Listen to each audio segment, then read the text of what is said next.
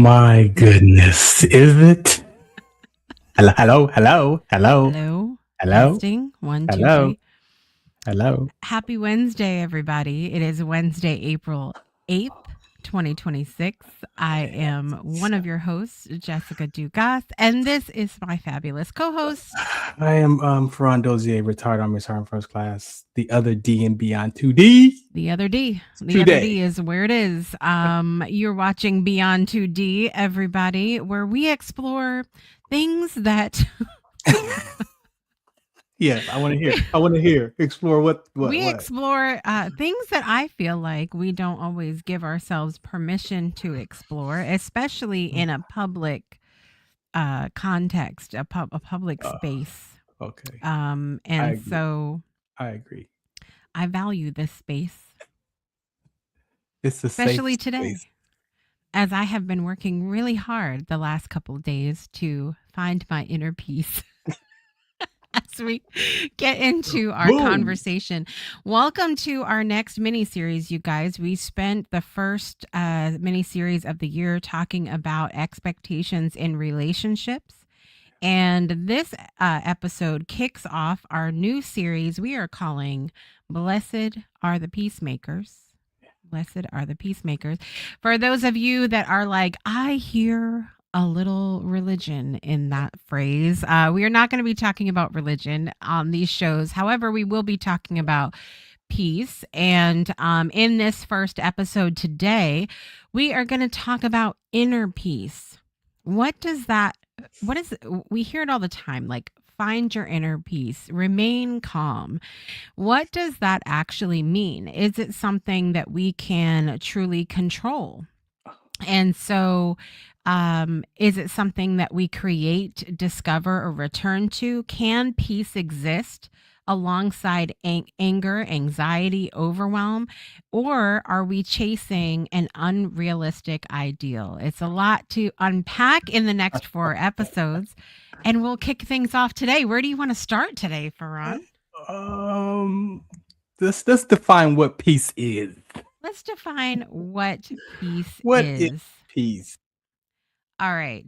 So, so this is it's interesting because in the dictionary, the first definition is the non-warring condition of a nation. Hold on, I got to pop up. Nation, group of nations, or the world. Wait, a what? A non-warring condition, like not at war. Okay. Non-warring condition. That's the first of a nation, group of nations, or the world. So I do find it really interesting that the very first definition of peace has nothing to do with individuals. Nope. Which I find that fascinating because we know that people as individuals not being at peace is what then turns into warring worlds, That's how it started. It also, the second definition, often peace, an agreement or treaty between warring or antagonistic nations, groups, etc., to end hostilities and abstain from further fighting or antagonism. So again, nothing there about the self. Wow. I find that fascinating. Oh, this is going to be good. Fascinating. But finally, we get to the third one, which I will bring up onto the screen here. A state of mutual harmony between people or groups, especially in personal relations. So peace, the state of mutual. Now we're finally getting to the individuals. We still haven't reached like self. Yeah, no, that's still mutual harmony. Right. But but we're getting there. Yeah. As I scroll down, okay. Number 4, the normal freedom from civil commotion and violence in a community, public order and security. Number 5, cessation of or freedom from any strife or dissension. Kind of. Number 6, freedom of the mind. Yes. Number 6, check this out. Ready? Freedom of the mind from annoyance, distraction, anxiety, and obsession, etc., tranquility, and serenity. That's about me. It took until the sixth definition, the sixth definition to Yeah. get to anything about the self. Isn't that maybe the definition is what's wrong with the world? Wait, look. They gotta bury it though. You see how buried it is? It's like number 6 No, right? is buried in the definition. People only probably read the first 3 and be like, man, this ain't even it. Let me go find something. Find another word. Listen, I'm trying to say. So then I wanna head over to my other friend, the thesaurus. The Thesaurus? The Thesaurus Rex. It is the first dinosaur. Okay. The strongest synonyms for peace are accord, friendship, love, reconciliation, truce, and unity. That's the thesaurus. Freedom of the Accord, friendship, love, reconciliation, truce, and unity. Those are the closest words to peace. And so that part right there is where we have to have a conversation where it's not about religion or religious, because that right there is gold. Oh, it also has harmony and agreement are the other That's two. Let me add this in here. That right there is gold. With number 6 and that one together, yeah, that's what we're looking at. That's today's topic. That's my stance. That's my stance. Number 6 and that one, the thesaurus. Thesaurus, yes. Those are our peace words there. I love that that friendship and love are included in that list of synonyms, because I think that love can be, and friendship certainly can be, a source of peace as well. Depending on a lot of factors, but it can be included. So that makes me a little warm and fuzzy. We'll say that. But yeah, I'm mind blown. I purposely didn't look this up because I had a feeling I would be a little mind blown over here. The sixth one took until the sixth definite. Give me your thoughts about that. Like I said, if you're looking for peace outside of you, it's going to give you those first 5. But we're talking about inner peace. It's number 6. Yeah. It's like people with patience, they're not going to read past number 4. They're not going to get to number 6 if they're looking for what peace is. Right. Because we do initially think it's outside of us. Like, you got to be my peace. I want her to be my peace. It's like, what? I mean, I think another person, I want to preface this by saying that in the third week of our series, we're going to be talking about peace as it relates to when the proverbial shit is hitting the fan. Okay. When our world is crumbling down around us, can we still have peace in that? So we will get to that conversation in the third week. But I do think that to just touch on that briefly, I do think that in those moments when we are challenged to find the peace within ourselves in any given situation, circumstance, whatever, that other people, it does become important to go, who are the people that I'm surrounded with? Because people have the ability to help you create that space or make it worse, like in any given situation. So I think that it isn't peace, like so many of our other conversations, is an inside job. And I think we'll also discover as the weeks go on the importance of doing that evaluation of, like, who am I surrounded with? And what do they bring peace to the table or not? But like again, back to those first definitions, when you read those, it's outside. It's out in the world. It's this state. It's like, what? Like, yeah, it's no wonder we use words. That's why we do this show, because we use words sometimes out of context. For sure. And Yep. that's why I don't believe that there's a such thing as common sense, because each person lives in a different environment and they use particular different words to describe how they're experiencing life, which may not be Right. the same word that I use. But then I'm upset with you because you don't have common sense, because my common sense is the one that's the right one, and yours must be wrong because my parents taught me that my common sense is to use Right. mine. Right. No, no more, no more, 100%. no more. 100%. So I think it's interesting because um, have for the last couple of days really been in a space where I have had to remind myself often that peace and joy and love and all of those things reside in me. I can tap into them whenever I want because, like I said, sometimes people are people. People be people are people pe- in. people be peopling all the time.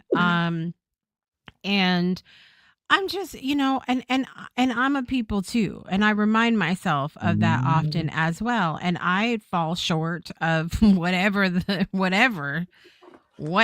often. And so I do remind myself of that, but I also I was in a situation a couple days ago where people were talking about a topic that was really uncomfortable for me to talk about. Like I just did not want to be part of the conversation. I'm fine to listen, but I didn't want to be part of the conversation because I could feel the energy in the room, like kind of Really? shifting, like it was Oh, like, and I'm like, I'm not adding to this. I'm not oh, putting fuel on the fire kind of thing.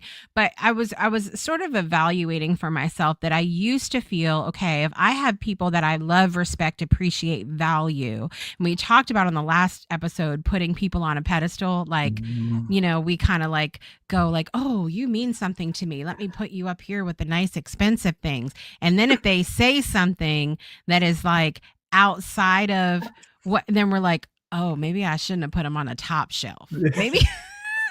So then you start judging yourself. You've judged that person. Now you're judging yourself for having put them on the top shelf. Anyway, what was I thinking? I know. It was a whole rabbit hole, but my point of this is when I used to think, okay, just because I love, respect, value, appreciate a person, that means that they're gonna, of course, want to love, value, respect, appreciate my opinion. So then that must mean that I'm safe to share what I'm Mm, thinking. I have learned very quickly over the last couple of years that just because you respect someone else, that doesn't mean that they're going to hold that same space regard. of Yeah, same respect for regard. you. Yeah, no. And so I have now the what I did the other day, first time I have really put this into practice when they were like talking and really kind of egging me on a little bit, like not me necessarily, but like I could feel my blood pressure going up and I just responded with, okay, mm-hmm, okay. Like I did not, for the first time, I really leaned into, I want to experience peace in this Yeah. moment. And I recognize that if I intentionally added something to that conversation, I knew what it was going to do. I knew it wasn't going to end And you well. didn't want to add. You didn't want to add it anyway, just to No, mm-mm. start. You didn't want to stir the pot. You didn't want to For stir the the pot. first time, I was literally like, I'm That's good. I'm cool. I'm That's I'm I'm cool. happy for you. That's great. Mhm. That's cool. Mhm. That's maturity. I really, That and is. I'm not saying that it wasn't a fight in the moment. I'm Yeah. not saying that at all. I really was like, because I'm having all of those thoughts. Like, I put this person on a pedestal. Oh my God. And I put them there. What's wrong with me? And Yeah. listen to what they're saying now. And what happens if I do say, like, there was a lot going on in my head, Yes. but ultimately, I was able to deep breathe through it. I was able to just go, I don't want anything that I put into this conversation to be I don't want to facilitate the opposite of peace. That's a peace. You was a peacemaker. I was a You peacemaker was a this week, guys. peacemaker. That Yes. was and so I love and appreciate. Thank you for how you shared that, because I want people to hear that that's what we go through as human beings. That voice in your head when Yes. people say something and it's giving all these opinions and it's being cynical and it's being judgmental, all in like nanoseconds though. Like Mm, nanoseconds, you hear that. And what I learned for myself is that I'm the one observing all the chatter in my head. That's not me. That voice is not me. So I don't have to say what that voice is saying to me. I've learned to separate that voice from myself and be like you and be like, you know what? Thank you for saying, thank you for pointing those out, but I'm not gonna stir the pot today. I'm just gonna be yeah. like, you know what? I appreciate what you said. Give me some more of that. Where else did that come from? Good on you. Like, Where else did that come from?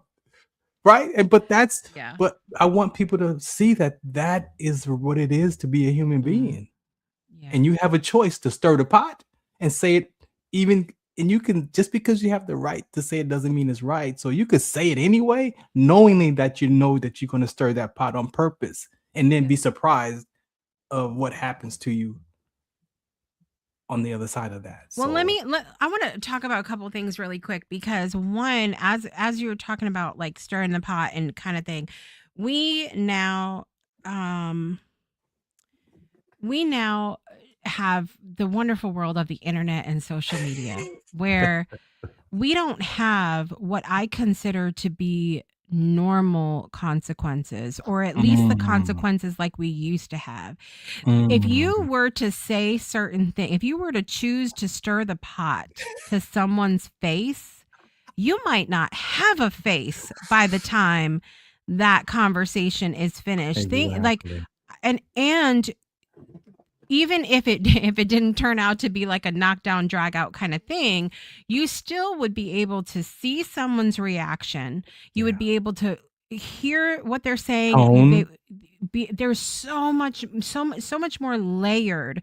to the consequences of Yeah. stirring the pot, or disturbing the peace before. Yeah. DTP.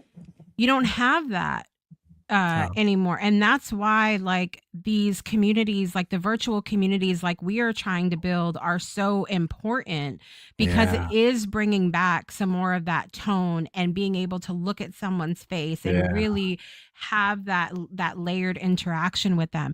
People, do you think that having social media has contributed to more peace, or just more disturbing the peace? Oh, it's ludicrous.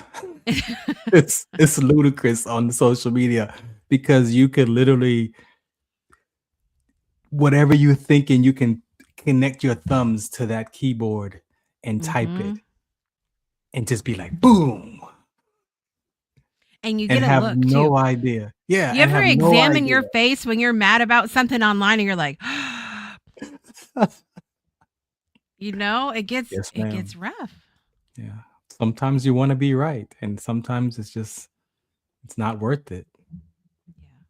But that's what it looks like. And so how is that contributing to the anxiety, right? Yeah.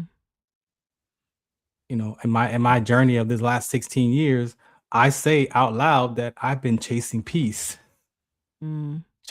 of mind because I discovered my anxiety. I discovered all these obsessions of buying cars and how I thought people annoyed me. And also I wanted to say, you were saying earlier, when we communicate with people, I learn sometimes we talk to people like they're objects.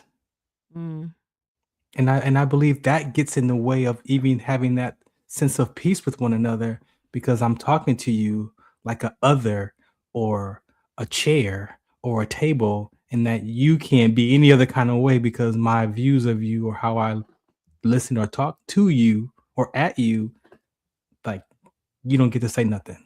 So mm. it's like I'm an object. And if I talk to and you treat me like an object, how are you listening to me? Are you just a chair? Farron's just a chair. We treat people like they're one dimensional Yeah. also. Um, And the brain is malleable. The brain can learn and develop and grow and change, and and use their imagination, and like that's what people are. That's the beautiful part of us, is where we can grow. I don't have to be the same person I was yesterday.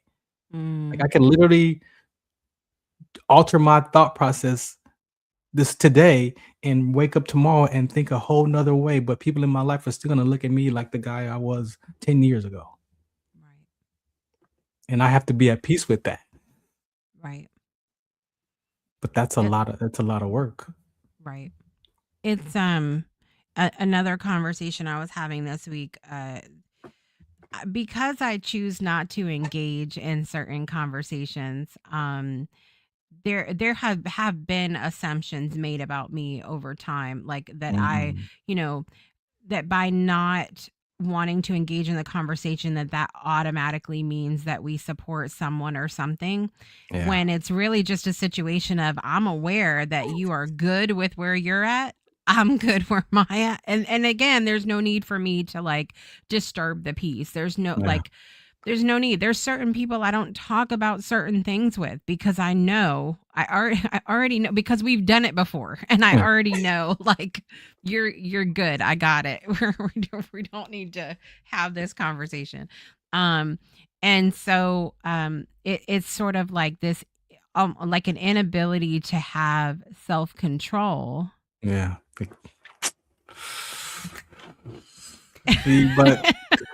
See, but if I go spiritual, if I go to this my spiritual journey, with the word, that is actually one of the keys, is to practice being self-control. But see, Mm, people think it's religious to be discipline, self-control. Mm. discipline, There's self-discipline. Yeah, I mean, that's so I talk a lot about, especially, oh my god, especially in the last couple months, time and place, that a lot of people are not, kind of go, it's kind of a similar conversation to like the common sense one, but it's like Mhm. time and place, where it's like, okay, if I come into a meeting that is already in progress, this is not the time and place for me to unmute my microphone and sing a song. Like, like, it's not appropriate. It's not, right timing. It's disruptive, it just disrupts the peace, kind of thing. But there are a lot of people that are really, I'm realizing, are not self-aware in that way. Mm. Mhm. They come in the spot, soon as the spotlight is on them, everybody, and that's just the way it is. You like it or not, here I come. You know? We're fashionably late. Yeah. Yeah. But I wanna look at this definition, these words here. What's stood out to me the most is from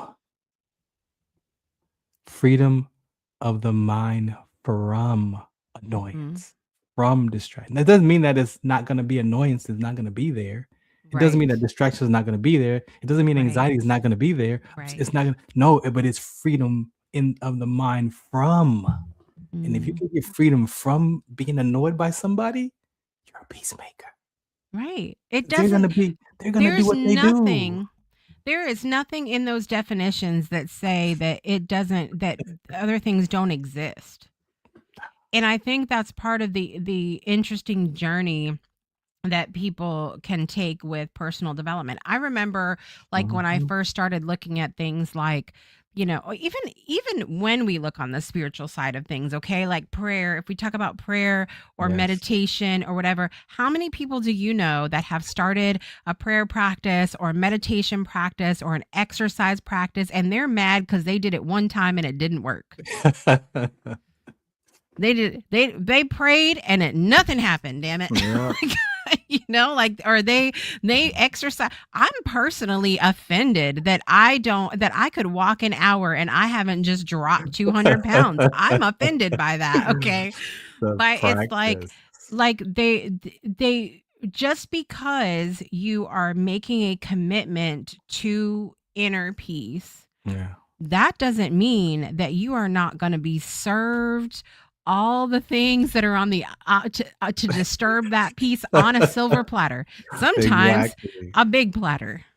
And that may be why it shows up even more, because you are now practicing being peace, and then you Right. recognize all the chaos. And some people, I kind of put myself in that situation where, you know, a lot of things I didn't feel alive unless there was a little bit of chaos. Like I Mm, had to have a little bit of drama to feel alive. But that's exhausting. That's it is exhausting when you true. gotta have some drama. Like, I don't know. Mm-mm. Mm. Chasing peace right now. Mm-mm. I mean, I realized that same thing when it came to when it's come to the health things that I've dealt with since I was very young. Mm. If Mm. you're not experiencing pain or something funky with your body, then are you alive? Like do you Mhm. like, and so like that ties into it as well. Um Let me add, so does I feel like that with grief mm, with my dad. There are days that I don't experience missing my dad, that I don't miss him.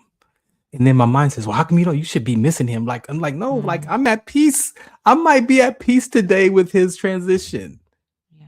But that voice is like, "Nah, nah, nah. You're forgetting him. You're not thinking. Oh no, why do I have to dwell on his life? Like, no, that's exhausting. That's mentally draining." But in grief, I recognize that in myself. That's why I had to alter how I talked about his passing. Like, I don't say I miss him. I say I experience missing him. Well, but what if I mean, I think it goes back to the definition of things too, like and what our personal experience definition of those things. Mm, What if missing him was your commitment to living your best life? exactly. What if that That's was why I had to missing him? that's why I had to Yeah. reframe it. I had to reframe it. Like, you know what? Give me some strength in that, not M- where I'm have anxiety or whatever. No, like, how do I find peace in this transition? And I diligently been looking and practicing. Like, Well, and good. sometimes there is tremendous peace in giving yourself. I did this just the other day, giving myself the space to just ugly cry it out. Maybe that's the peace. Maybe there's peace in release, right? Yes, There's peace in exactly. just letting it out and feeling it, all the things in the moment. That could be peaceful if it's That's what you need. And yeah. I love this so much because it goes back to this morning on Project Joy Live. Olivia Ambani was on with me, and our topic was checking in with yourself. Mm. So this ties in perfectly Mm. because you have to check in with yourself and ask yourself, what does peace feel like to you right now? What does peace feel like to you? And if it feels like you need to release something, then you're going to get tremendous peace from journaling, crying it out, screaming into a freezer, whatever it is that you need to You do. might just need to hug yourself. Right. Get you a hug. Get you a hug. Maybe maybe you check in with yourself and you go, peace for me means I need to get to work. I need to focus on something else right now. What is it that's going to bring you that what does peace look like for you this in this moment, and check in with yourself. We're looking for a definition of peace that's coming from the dictionary or what peace looks like to somebody else. You can only find peace if you meditate this way. BS. It's wild because as you were saying your points, it made me think about even what we're talking about. Not that how you said it, it's still outside of me. But my first piece is, who does one have to become to even want to look in within to find that peace? Mm, Like, that's an experience that I have to give myself compassion. I have to give myself some way of being so that I could get away from the annoyance and the distraction, right? As an experience. So I have to become another way of being so the annoyance doesn't bother me.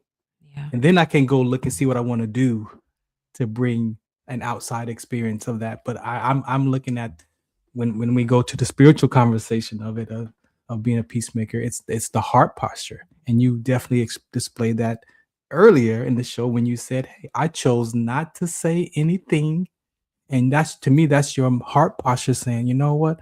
I'm just gonna be at peace with this today," Yep. and nobody in the room even has to know. Yep. Nobody in the room has to even have to even you have to even broadcast it out. You just be like, you know what? I'm just gonna be okay. I'm gonna be at peace today with you. And sometimes that choice is really hard, especially in moments where you feel like you're being persecuted. Yeah. It's really hard. And we're going to talk more about this after our break. Peacemakers. We'll We be right back. peacemakers. Right back You after are this. too. I'm You going to peacemaker.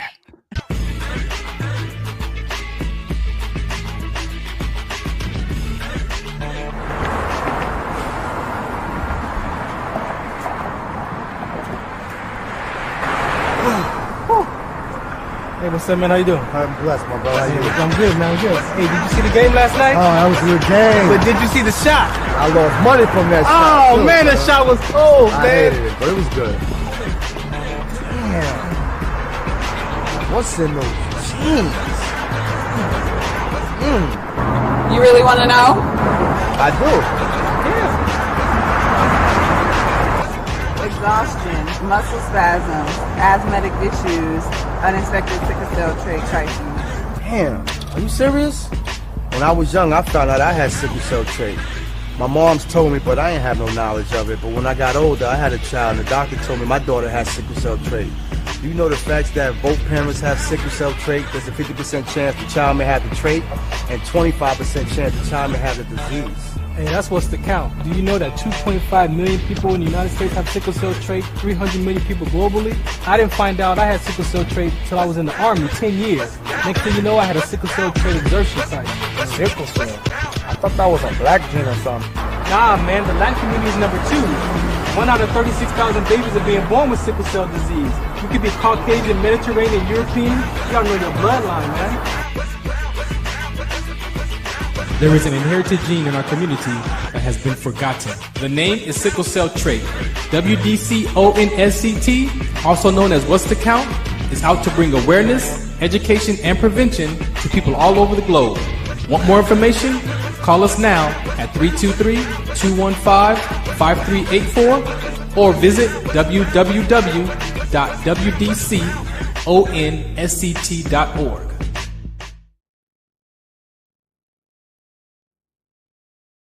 WDCONSCT.org, everybody. PSA. PSA. Got to get back to work. Welcome back to Beyond 2D. Today we are kicking off our Blessed Are the Peacemakers series.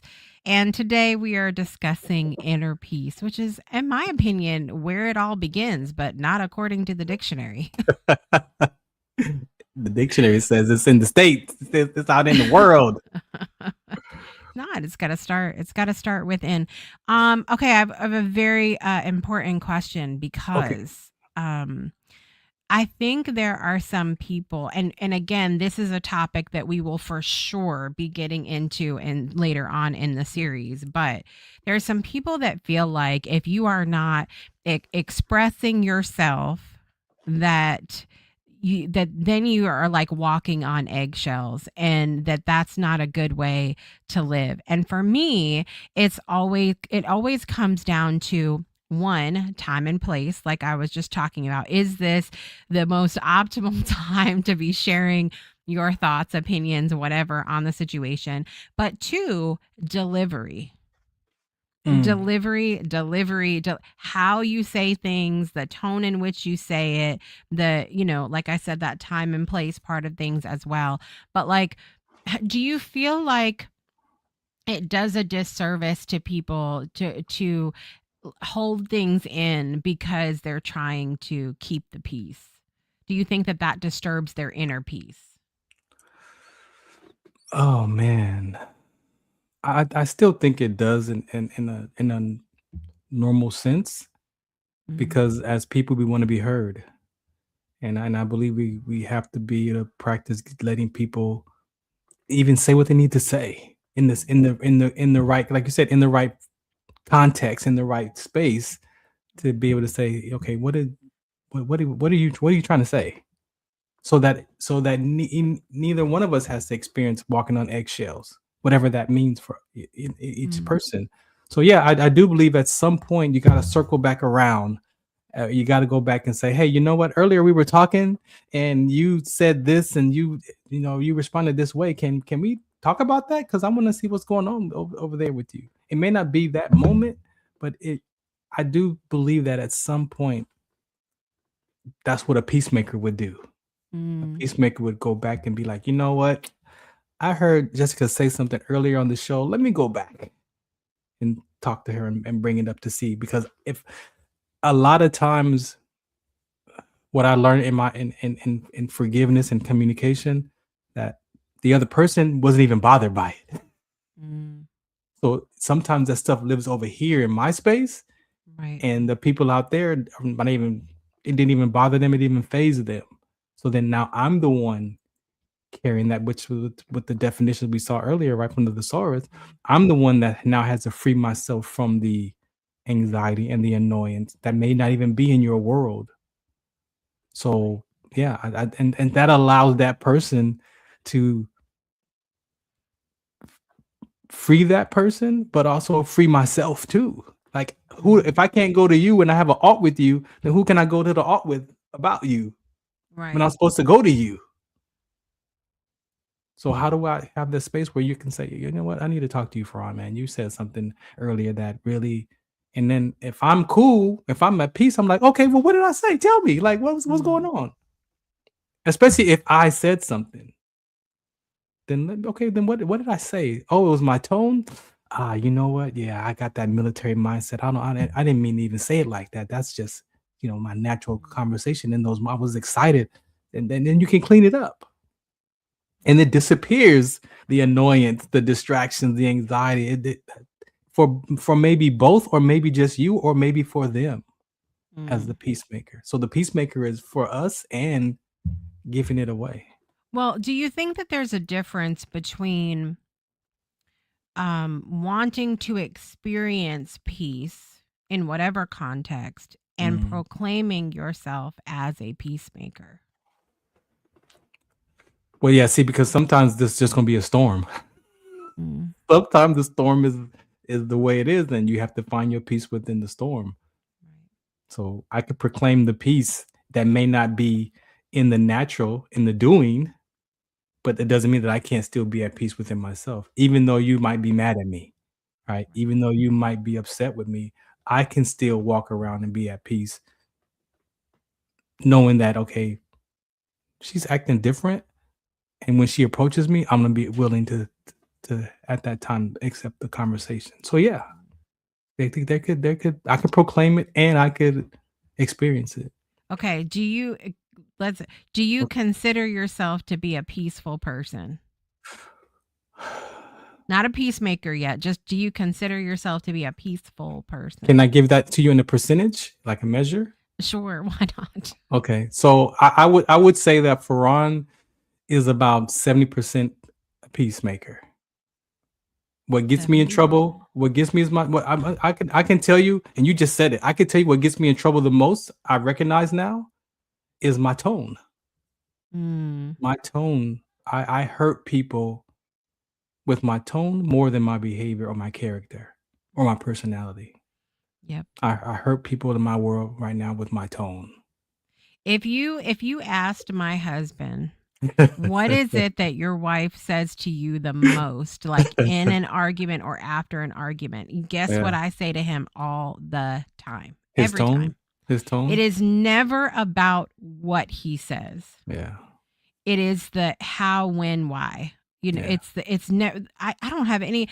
Honestly, if it wasn't for those other, we would never have a disagreement because we agree on like a lot, truly. We really align on a lot of things, but I tend to maybe pause a minute and then go like, how's this going to land? Or how does this have the potential to land? How do I, how is this going to make me feel when and if I say it like this? I have this very quick but long list of things that my filter is made out of. My husband, no filter, doesn't matter. But I think that's part of, you and I are always talking about having conversations with people and committing to having conversations. This doesn't mean that I not only not approve of or appreciate how he delivers things sometimes. I still think that there's no call for it sometimes. However, However, I have committed to saying, let's have a conversation about this when things have, cooled down about it. Let's have a Yeah. conversation about it, because I know where his heart is. And I'm not passing a judgment based on how it's said, but rather what his intention was when you commit to having that conversation. I gotta just say thanks for giving me that hard question, because it hurt myself to say that I know it's my tone. Mm. Like, and it doesn't feel good to know that and to not be able to control it per se. I see myself when I said that out loud, and my heart heard that. It's like I justify it. It's my military mindset. Like I justify my tone, which doesn't even help resolve the issue with the person, because now I'm justifying my position of why I said it like that, and you got to accept the way that I said that. And I learned that, and this is something I got to start practicing. Is I can't control how you think about me, but I can control how I land on you. And my tone is like a bomb. My dad was really harsh growing up. And I think that, and I've talked about that before too. He's a very military guy, like that's just how he was. You've had my dad on your show. Mhm. I've had him on here talking with us before. He doesn't come across that way, does he? Not Doesn't at come all. across that way at all. He's a different person now. Yeah. I never had, I think as a child, I wasn't always sure that he was not just mean. You make up whatever stories you want as a child, right? We've had that conversation before. But looking back, like I understand that it was just like his way of life. I don't think that it, will use the phrase, makes it better. Yeah. But it does give me an understanding, which allows me to have a relationship with him today. And so this is why personal development for me has been such a beautiful space to be in, to learn, because it teaches you that even though the person's tone is what it is, you still have the power not to let that person's tone bother you. So even if my tone is like, you could be like, oh wow, you just dropped the bomb over there. What's going on with you? Instead of be like, oh, you just hurt my feelings, right? So that's why I want that person in my life to have that same kind of conversation, so that when we have those discussions that the bomb gets dropped, it doesn't destroy their world. Choosing to be at peace, choosing not to respond, is not an automatic pass for the behavior. Like, I just want to say that, because I think that some people hesitate on choosing to be the peacemaker because they go, well, if I don't say something, then this is going to continue. Or if I don't tell them how I feel, then it, they just sort of catastrophize in their head, just because. And this is why people get upset with me, just because I won't throw a whole person under a bus. that means that I support every single thing that they do. No, that's not what that means. It's just me. I'm not going to disturb the peace. I'm not going to add more to the issues that there already are with the situation, person, whatever. Sang is out in the audience. Hi, What's Sang. up, Good to see you. She in. said that's huge to know for self, Farron. And she wants to know, what is an example of defending your tone? So I had a disagreement with a friend, and I said something that hurt their feelings. And then I justified it, that I said what I said because you said this to me 2 weeks ago, and I was carrying that upset instead of expressing it when it happened. And so when that person said what they said to me, and I reacted to it because of what I was thinking already in my mind and my body, it blew it up. And then now I'm like, well, I said that because of this. And so and when I went to go clean it up, it still didn't get cleaned up, because I justified my position of, well, I said this because I act like this, because you act like that, and you act like that, so I act like this. And we walked away still not resolved. And then I caught it in my spiritual journey of confess your faults to one another, because that's actually me not being vulnerable. This is where I would discover my vulnerability and being able to say, you know what, you did hurt my feelings when it happens, not later and 2 weeks later. And so learning to be vulnerable in that phase of that discovery, I saw that in the word, my weakness is my strength, and in the world, my strength is more weak. So I saw that I don't have to defend my position. I could be responsible for how I land on people, but not how they think about me. And that transformed my view of myself, and it actually resolved that relationship. So, what about Gino's behavior last Sunday and then his apology? How do you feel about that, Farron? I don't know what she's talking. I don't know what you're talking about. Who is Gino? You need to come on. You need to come on the show. I don't know. Who is Gino? Who is she? Help us out. Who is he? Can I buy a vowel? And it's horrible. Like I will see like, oh, listen. Oh, I didn't even catch it. I'm over here upset. I'm feeling some kind of way because the only professional sports team that Connecticut had left was the Connecticut Sun, and we just sold it to Houston. Ooh.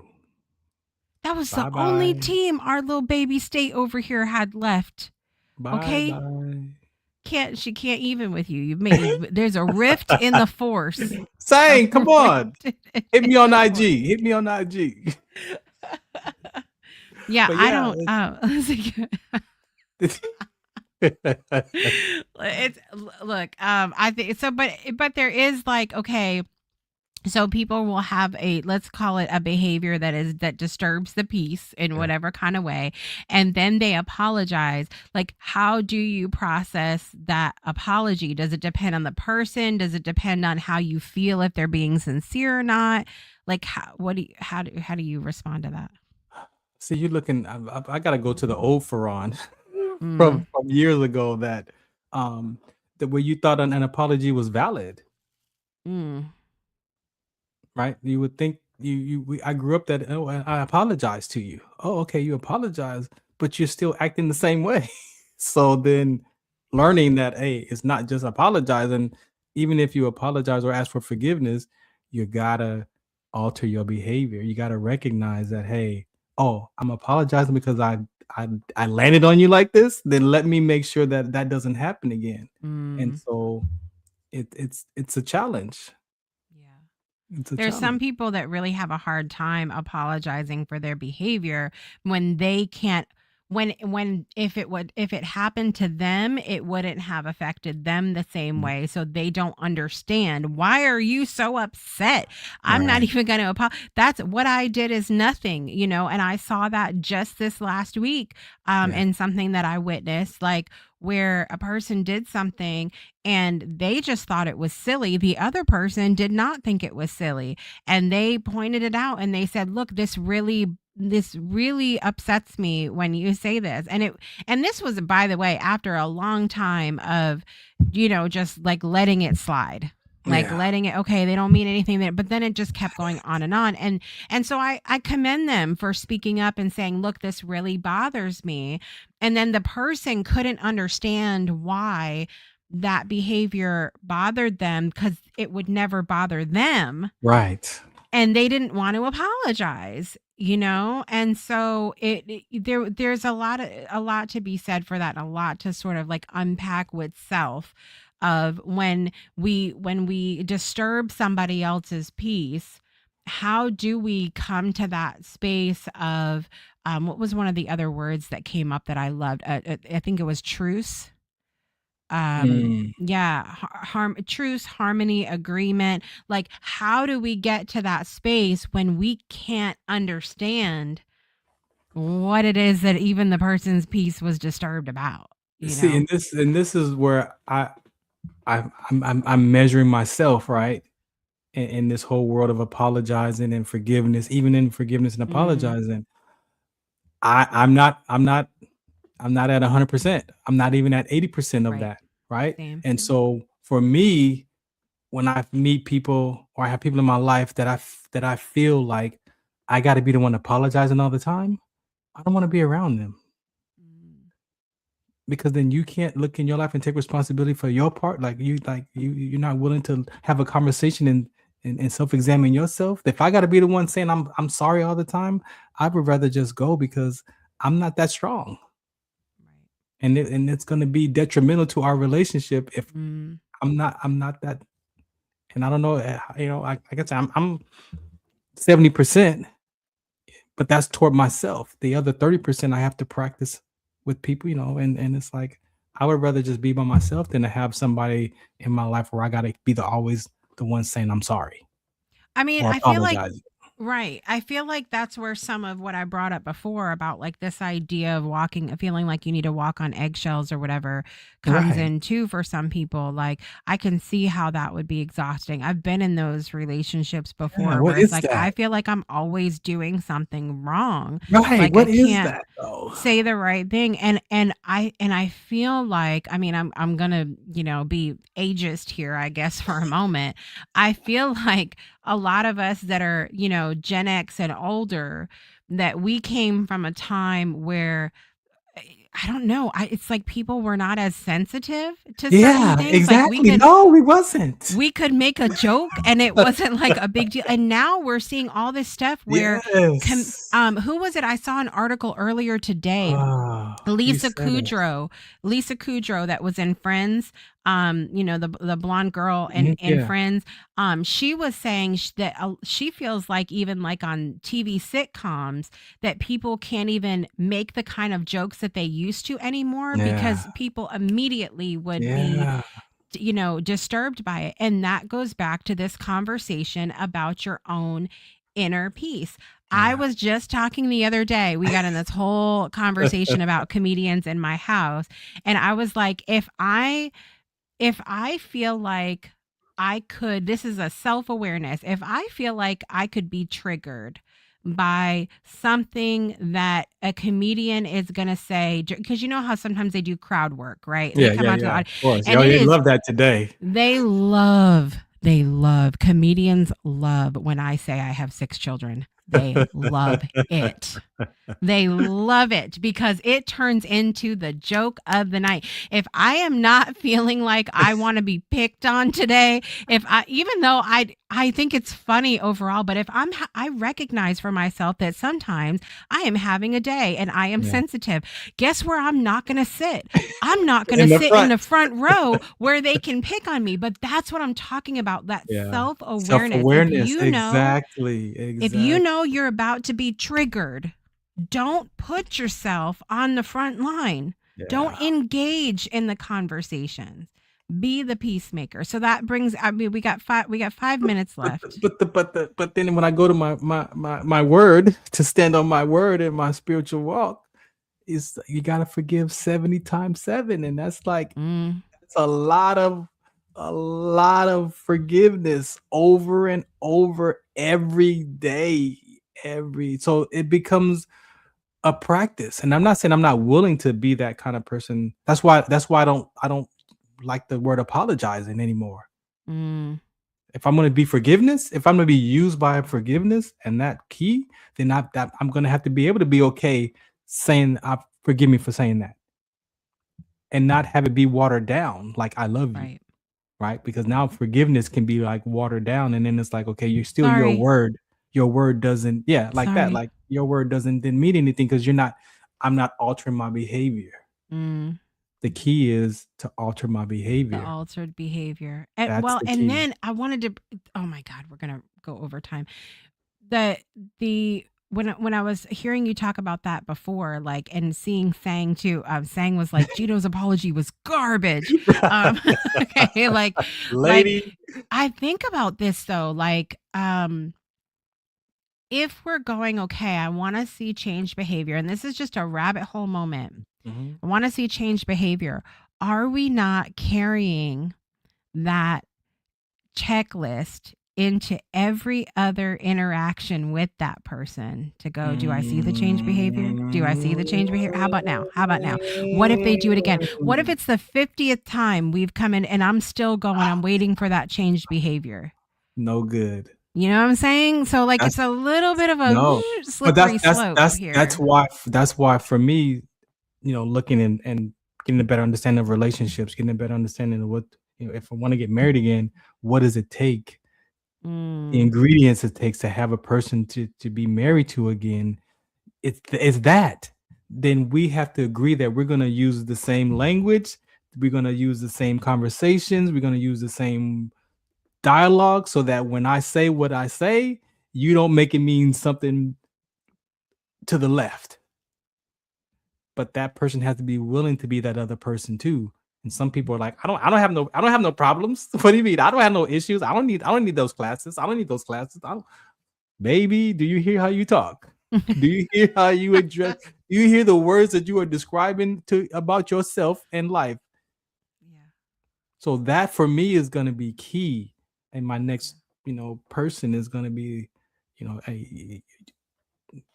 it's not a requirement, but it's definitely a strong request that for us to be able to really have effective communication, we've got to be able to agree, because as we see, these definitions mean different things to different people, different cultures.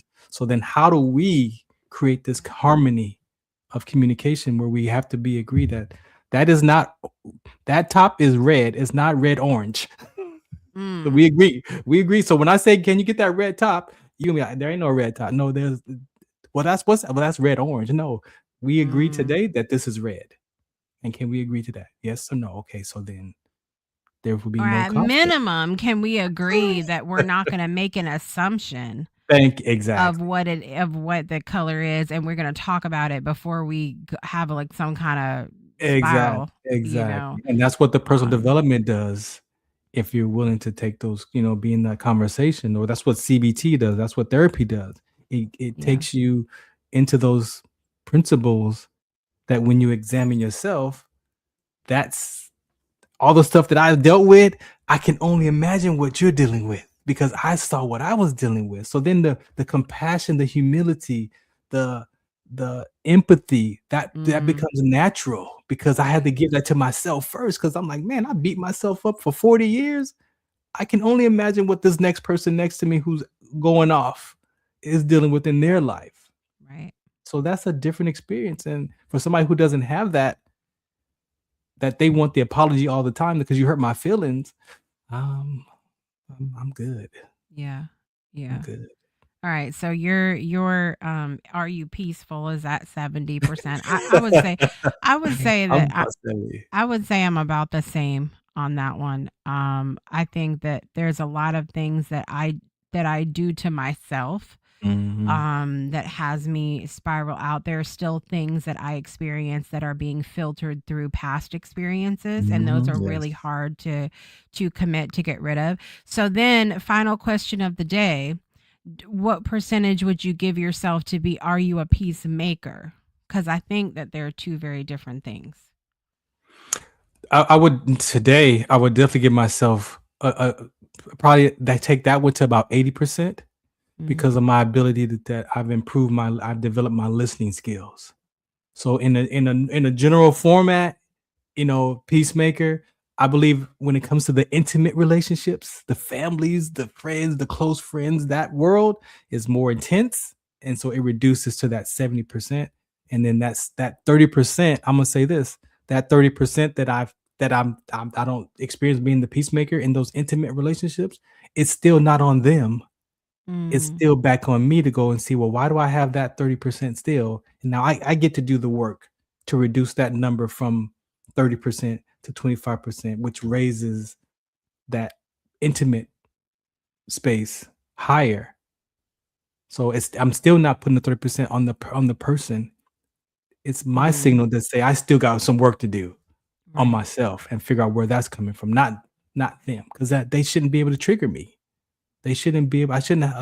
My power shouldn't be in another person's life. Right. So how do I get my power back? Is self-examining myself, and why I let that person trigger me today?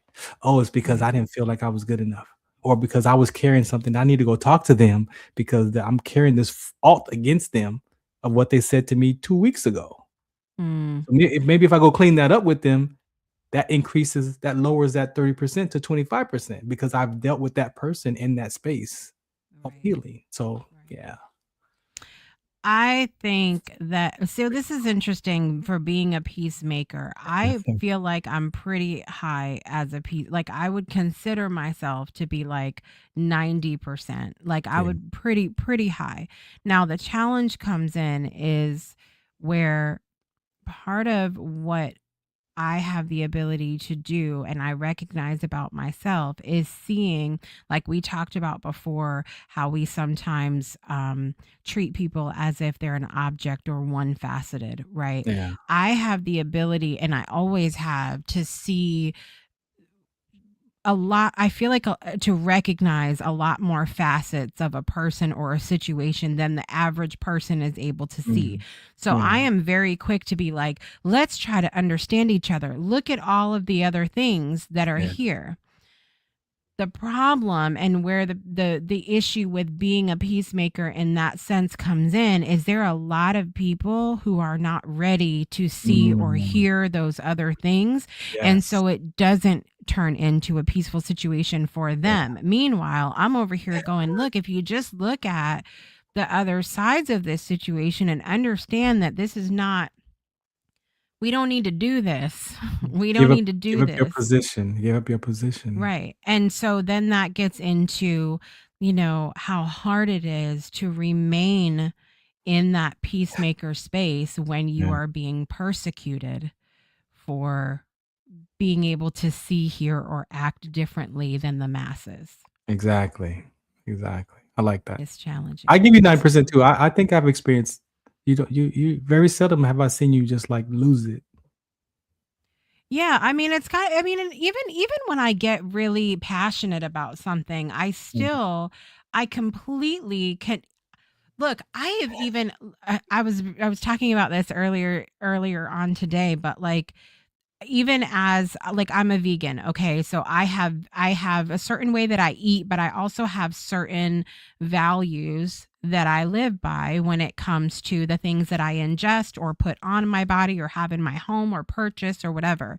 Right. There's a lot of there's a lot of vegans who will make it their point to tell the people about how they are sinners, like they're literally how they're horrible people, whatever. Yeah. I don't find that to be my job. Like that I don't feel like that's my job, but I still like I can sit here and have a conversation with you, have a show with you, knowing that you are not vegan, and it's not running through my mind. Oh, I bet after this he gonna go have him a big steak, and I'm gonna feel some kind of way about it. And thank God we don't live close, because I would not be going out to eat with him. Like you see what? Like I Yeah. don't. There's no need for me to.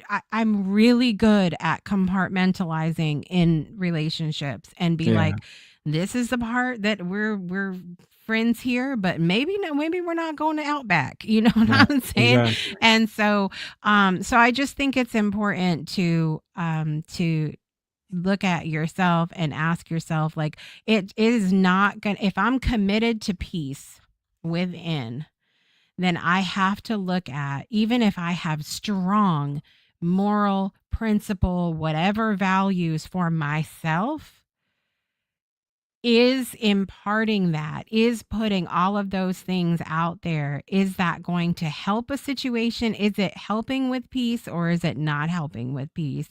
Yeah. And then going back to, what does peace look like for you? That's my final thoughts. What are your final thoughts? Mine is meet people where they are. That's been Mm, my practice. If I meet people where they are, then I'm not putting my position in place. I'm listening to them, listen to their body language, their tone, their choice of words, and then meeting them where they are.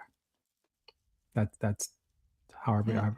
that's how I do my interviews on my shows. When I'm out in the world, when I'm out talking to people, I meet people where they are. Mm. Absolutely. Yeah. Absolutely. All right, everybody. On the next episode The Price is Right. No, on the next episode of Beyond 2D coming up on Wednesday, April 22nd, which happens to be, which I realized after our conversation yesterday, happens to be my fabulous husband's birthday. We might need to reschedule that.